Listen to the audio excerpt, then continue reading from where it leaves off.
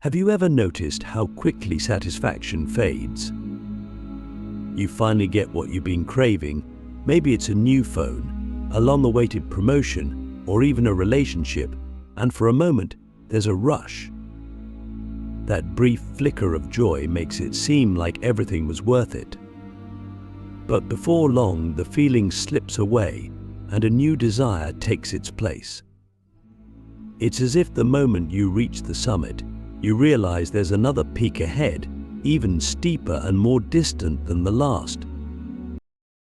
Click subscribe to this channel to get more profound insights. This isn't just coincidence, and you're not uniquely flawed. What you're experiencing is the core of what the philosopher Arthur Schopenhauer called the will. He didn't mean willpower in the motivational sense, but something far more primal and universal. The will, in Schopenhauer's view, is the blind, irrational force behind all life.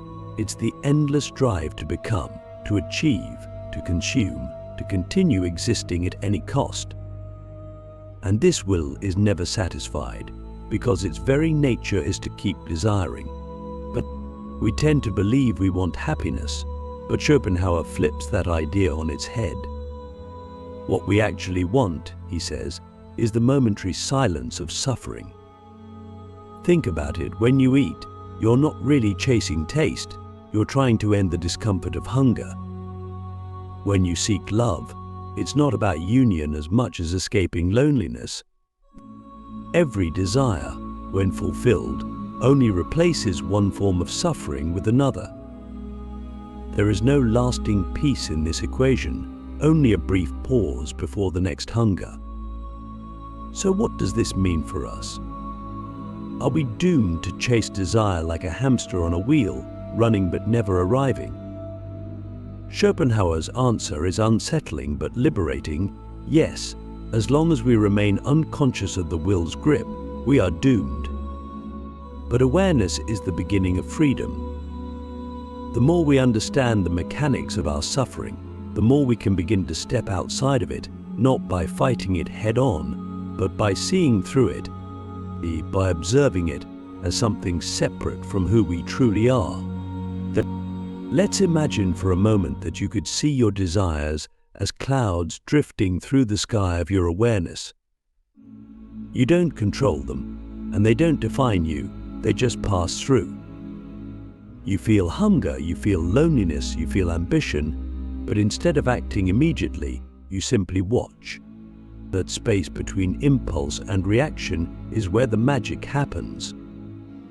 It's in that space that you begin to taste something Schopenhauer saw as the only real path to peace, detachment. According to Schopenhauer, the will expresses itself most intensely through our cravings and compulsions. But it also whispers through more subtle channels, through our longing for recognition, our fear of death, our craving for control over others. These aren't just personality traits, they're symptoms of the will's grip. Most people never stop to question whether these desires are truly theirs. They assume that wanting more is natural and unquestionable. But Schopenhauer invites us to take a radical step back. He asks us to investigate the source of our desires. Why do you want love? Why do you chase success? Why do you fear being forgotten? Often, when we dig deep enough, we realize that these desires are not grounded in truth, but in fear, fear of being nothing, fear of disappearing, fear of meaninglessness. And ironically, the more we chase meaning, the more we suffer. Now think about your own life. What is the one thing you've always wanted? If you could snap your fingers and have it right now, would it truly make you content forever? Or would it just delay the next desire, the next ache? Schopenhauer believed that desire is a disease with no cure, unless we stop believing that the cure lies in the object of desire itself. The only real relief comes not from having more, but from needing less. Schopenhauer didn't leave us in despair. He pointed toward a way out, a way that doesn't involve accumulating anything, but rather subtracting. He believed that through art, beauty, and contemplation, we could briefly escape the will. When we lose ourselves in a painting, a piece of music, or a moment of profound stillness, we are no longer desiring, we are simply perceiving.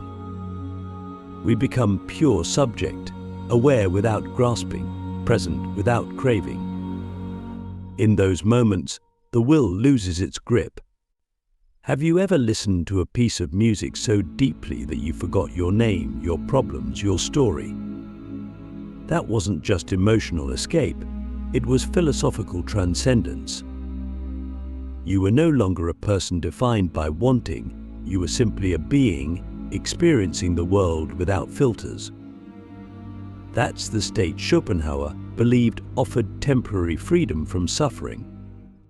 Not because it brought pleasure, but because it suspended the constant demand for more. In that space you were free. Nowhere is the will more deceptive, Schopenhauer says, than in love. We think we fall in love by choice, but really, the will is at work beneath the surface. It uses attraction as a tool to ensure reproduction and continuation of life. Your feelings of infatuation, your heartbreak, your obsession, they're not your own. They are the will's manipulation, ensuring that life continues without your conscious consent. Love, under this lens, is not liberation, it's entrapment. This idea is hard to accept. We want to believe love is sacred, meaningful, and uniquely ours. But Schopenhauer challenges us to look deeper. What if your most profound emotions were not chosen, but imposed? What does that say about autonomy, about freedom? Are we really choosing the people we love, or are we being chosen by biology, by instinct, by a force that doesn't care about our happiness? But there's a deeper freedom hidden in this realization. If your desires are not fully yours, then your suffering is not fully your fault. You are not sinful for wanting, not broken for craving, not weak for failing to be content. You are simply caught in a system you didn't design. And the moment you see the system, you begin to transcend it. Awareness, again, becomes the first act of liberation. This is where compassion begins. When you realize that every person you meet is also driven by the same blind force, you stop judging them. You see the addict, the narcissist, the liar, not as evil, but as lost, just like you. You begin to feel a deeper kind of empathy, not rooted in sentimentality, but in shared struggle. We are all being pushed by the will in a world that doesn't teach us how to resist it. And that understanding can soften even the hardest heart. So what can we do? Schopenhauer proposes a path of renunciation, not in the sense of giving up joy, but of giving up illusions. You start by seeing your desires clearly. You question them, not obey them. You pause before acting. You create art, not to impress, but to express. You meditate, not to escape, but to observe. You help others, not because it's noble, but because it's natural once you see your shared suffering. This is not easy. In fact, it's one of the hardest paths a person can take. It goes against every instinct, every societal message, every cultural norm. The world tells you to desire more, to hustle harder, to prove your worth through accumulation. But Schopenhauer whispers something different. You are already free, if only you stop clinging. True freedom is not found in having, it's found in needing nothing.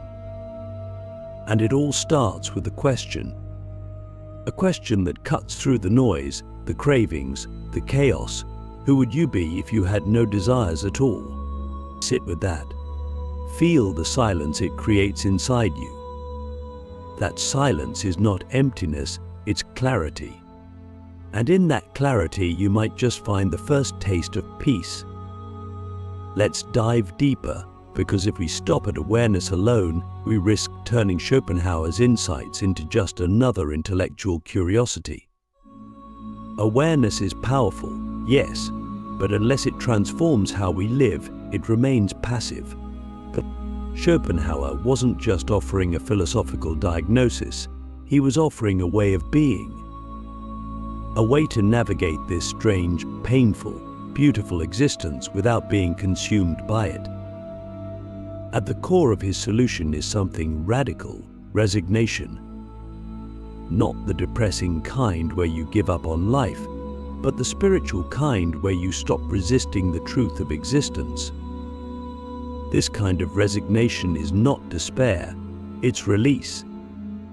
It's the moment you let go of the illusion that life owes you something, that you're supposed to be happy all the time, that every pain is a problem to fix, rather than a feature of the human condition. Schopenhauer's vision of freedom doesn't lie in controlling the world, it lies in ceasing to be controlled by it. Think about how much of your energy is spent trying to shape, manipulate, or escape your reality. You want people to like you. You want your plans to succeed. You want your past to be different. But what if the real power lies not in changing these things, but in seeing them clearly, without resistance? What if peace is found not in the external world, but in the space between your desires? There's a concept in Eastern philosophy that mirrors Schopenhauer's resignation: non-attachment. Buddhism, in particular, speaks of suffering as rooted in tanha, craving. And the path to liberation is not through more craving, but through letting go. Schopenhauer admired this deeply. He saw in Buddhism a philosophical cousin, another system that recognized desire as the root of suffering and detachment as the path to freedom. This isn't coincidence, this is convergence. Now consider this: every time you experience pain, ask yourself, what is it I'm resisting? Is it a feeling I don't want to feel? A truth I don't want to accept? A reality I'm trying to escape? More often than not, suffering is not the event itself, but the resistance to it. Pain is inevitable, but suffering is optional. That's not a cliché, it's a doorway. Let's look at an example. Say you feel rejected. Someone you care about doesn't return your feelings. On the surface, the pain seems obvious. But dig deeper. Is the pain really about the person? Or is it about the story you've told yourself? That you are unlovable, that you failed, that something is wrong with you? The rejection triggers the will, and the will screams, I must be desired, I must be wanted. That scream is the suffering. But what if you could hear that scream and not obey it? What if you could just sit with the feeling and let it pass? This is what Schopenhauer meant by transcending the will, not by suppressing it, but by observing it without identification. But you are not your desires. You are not your fears. You are the awareness watching them rise and fall. And the more you live from that awareness, the less power the will has over you. You begin to act not from craving, but from clarity. Schopenhauer believed that some humans, through intense inner work or through suffering itself, could reach a point where the will loses its hold. These people become what he called saints. Not in the religious sense, but in the existential one. The saints are those who no longer live for themselves. They no longer chase status, pleasure, or power. They live in compassion, humility, and detachment. Their peace is not loud, it's deep. Now let's bring this into the real world. You wake up tomorrow, you feel the urge to check your phone, scroll for dopamine, compare yourself to others. But instead of reacting, you watch. You feel the hunger for stimulation, but you don't feed it. You sit with the discomfort. And in that sitting, you reclaim your life. You're no longer a puppet at the will, you're a witness. That is a revolution. Over time, this practice becomes your new way of being. You begin to notice how your mind constantly spins stories. I need to be more successful. I'm not attractive enough. If only I had what they have. These thoughts used to be your reality. But now, they're just noise. You start to find joy in simplicity. A breath, a moment of silence, a genuine conversation. Not because they fulfill a craving, but because they are free of craving. One of Schopenhauer's most powerful insights is that true beauty silences the will. When we experience something truly beautiful, whether in nature, art, or pure presence, we stop wanting. We are absorbed. Often we become pure perception. In those moments, we're not trying to get anything. We're not seeking, we're just being. And that, paradoxically, is when we feel most alive. Have you ever been in nature, maybe watching a sunset, and suddenly everything feels still? Your mind quiets. The usual chatter falls away. That's not just relaxation, that's a glimpse of the world without the will. A world where you are not separate from what you observe, but one with it. Schopenhauer saw these moments as sacred. Not because they're rare, but because they reveal what's always been true beneath the noise. He also spoke of aesthetic contemplation as a spiritual practice. When you look at a painting and lose yourself in its composition, or when you hear a piece of music that echoes your deepest emotions, you are touching something timeless. You are stepping out of your personal story and into a universal space. There are no desires, no goals, no ego, just presence. And that, Schopenhauer believed, is the closest we come to transcendence in this life. But he didn't stop there.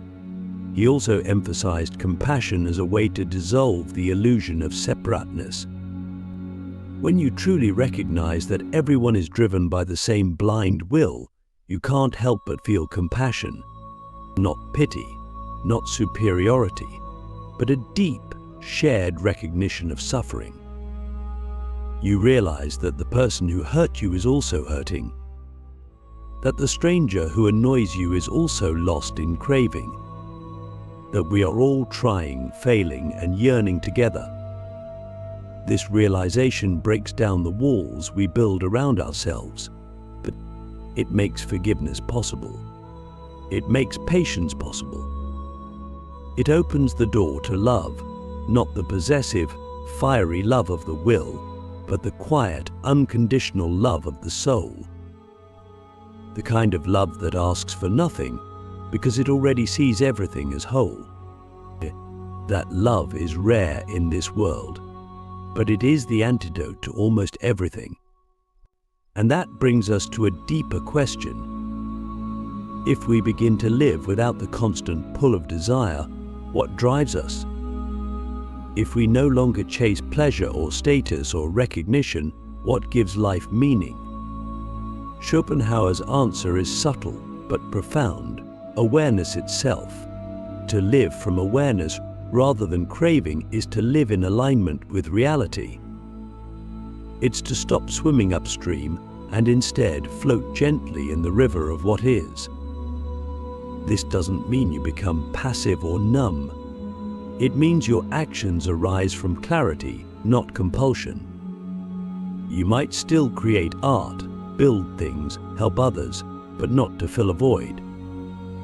You do it because it's your nature, not because you're trying to prove anything.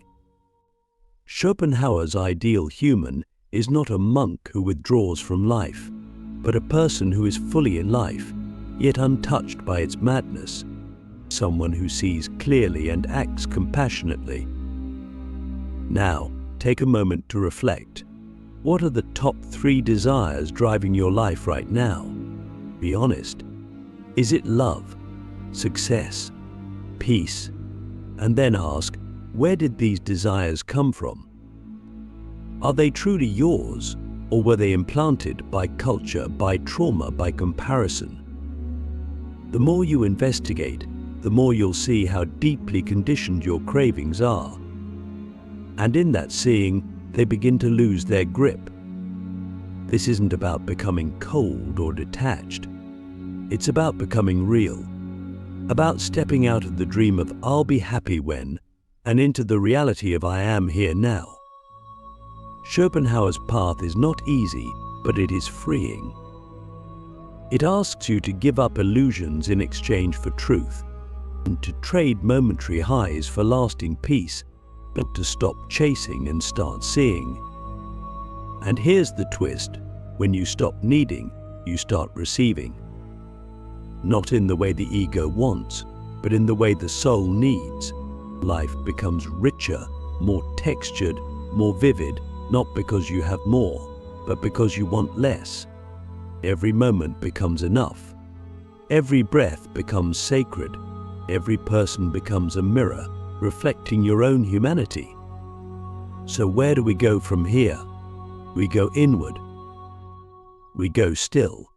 We begin watching instead of reacting. We create beauty instead of chasing pleasure. We offer compassion instead of seeking validation. And slowly, the will starts to loosen its grip. Let me leave you with this. What would your life look like if you desired nothing, but appreciated everything? Sit with that. Let it sink into your bones. Because somewhere in that question lies the doorway to the peace you've been searching for all along. Let's walk through that doorway now, the one that opens not to more answers, but to fewer illusions. If you've followed this far, something in you already knows. The world we've been taught to chase is not the one that satisfies. It promises joy in the future, but delivers craving in the present. Schopenhauer's wisdom isn't just philosophical, it's surgical. It cuts through the noise of modern life and reveals something raw, terrifying, and ultimately liberating. That to be truly free, we must stop chasing what was never ours to begin with. You may be wondering, though, if I let go of my desires, won't I become hollow? Won't I lose my drive, my ambition, my edge? This is one of the most common fears people have when they hear about non-attachment or Schopenhauer's resignation. But the truth is the opposite. You don't become less, you become more. You don't lose your fire, you refine it. Your actions no longer arise from fear or insecurity, they emerge from clarity and inner stillness. When you don't need anything from the world, you're finally free to give something real to it. You're not hustling for approval, not performing for applause. You move with intention, not compulsion. Your creativity becomes purer, your relationships more authentic, your presence more grounded. This is the paradox of letting go. You stop trying to control life, and in return, life flows through you with more grace. Imagine waking up and not feeling that heavy, subtle pressure to prove yourself, but to be productive, to impress, to make it. With that background noise that hums in the mind of nearly every modern human, it's the will demanding more. But when you've seen it for what it is, you can smile at it like an old trickster. You don't have to obey it. You can listen, observe, and then choose differently. That choice, that single act of conscious awareness, is everything. Schopenhauer believed that the highest state a human could reach was not pleasure, not success, not even happiness, but peace. Not the kind of peace that comes from everything going right, but that kind of peace is fragile, dependent, fleeting. The peace he spoke of is deeper. It arises when the storms of craving and fear subside, when you no longer need life to be different than it is, when you're no longer at war with this moment. But how do we reach that kind of peace in a world that constantly pulls us away from it? First, by simplifying our inner life, by observing the mind and its endless demands, by realizing that most of our stress doesn't come from events, but from our resistance to those events. We suffer not because someone insulted us, but because we believed we needed their approval. We suffer not because we failed, but because we believed success would finally make us enough. Let's go even deeper. Think of the last time you were truly disturbed, angry, anxious, hurt. Look at the thought behind that pain. Chances are it was a demand. I must be respected. I must succeed. I must not feel this way. These are not objective truths. They're mental contracts we've signed with the will. And every time life violates one of those contracts, we suffer. But what if we tore them up? What if we stopped demanding and started allowing? This doesn't mean becoming passive. It means becoming aligned. You still act, you still strive, but you do so without the poison of attachment. You set intentions, but release expectations. You give your best, but don't tie your worth to the outcome. And in doing so, you reclaim a kind of joy that isn't dependent on the world agreeing with you. Schopenhauer's prescription for life is not a quick fix. It's a slow unlearning. It's the peeling away of everything false. The ego, the roles, the endless stories of what we think we need. And beneath all that noise, there is a stillness that has always been there.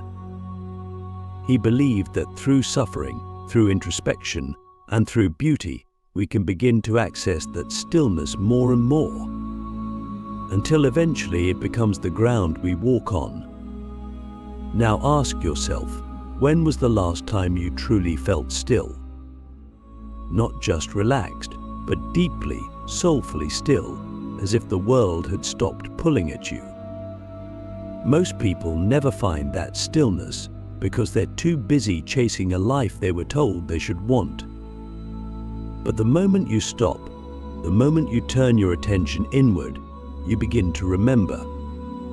You remember that you are not the chaser. You are the witness. And this witnessing, this awareness, is the only thing that can survive the storms of life. Everything else, your job, your body, your relationships, even your thoughts will change. They will rise, fall, and disappear.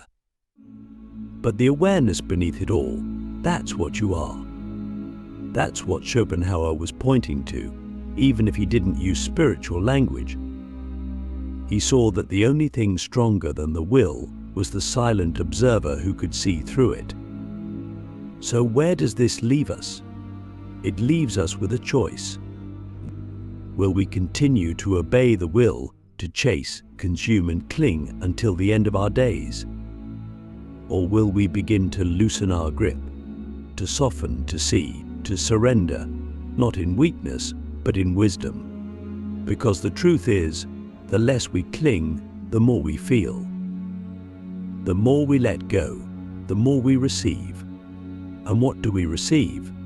Not more stuff, not more validation, but something infinitely more valuable, presence. The ability to be here, now, without needing this moment to be different.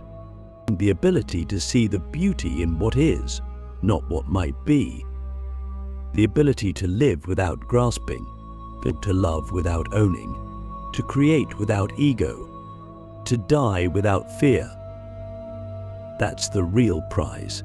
That's the hidden treasure buried beneath the mountain of desire. And unlike everything else the will chases, this treasure cannot be taken from you. because it was never outside of you to begin with. It's your true nature. Schopenhauer knew this, and he spent his life trying to tell us in his own austere, brutal, brilliant way. So what can we do with all of this? Start small. Watch your mind. Notice when desire arises and ask, is this real or is this the will? Observe your cravings like you'd observe a wild animal, curious but cautious. Don't feed them mindlessly. Don't obey them blindly. Just watch. And in that watching, you'll begin to feel space where there was once only compulsion. Use beauty as a tool. Let music calm the noise. Let art remind you of the sacred. Let nature show you the silent intelligence that doesn't need to prove itself. These things are not luxuries, they are lifelines. They cut through the madness of craving and return you to what is real, not what is wanted, but what is. And above all, practice compassion. For others, yes, but also for yourself. You didn't choose to be born into this world of endless hunger. You didn't choose to be trapped by the will, but you can choose what happens next. You can choose to see clearly, to soften, to wake up, slowly, gently, and with great courage. Schopenhauer didn't promise us happiness. He promised us truth. And truth, strange as it sounds, is more valuable than happiness. Because happiness fades. It depends on conditions, but truth liberates. Even when it hurts. Even when it shatters everything you thought you knew. Because in that shattering, something deeper is revealed. Something unshakable. Something whole. So I'll leave you with one final question. Not to answer, but to live. If you stopped needing anything from the world, who would you become? Let that question echo through you. Let it strip away the noise. Let it burn through the lies.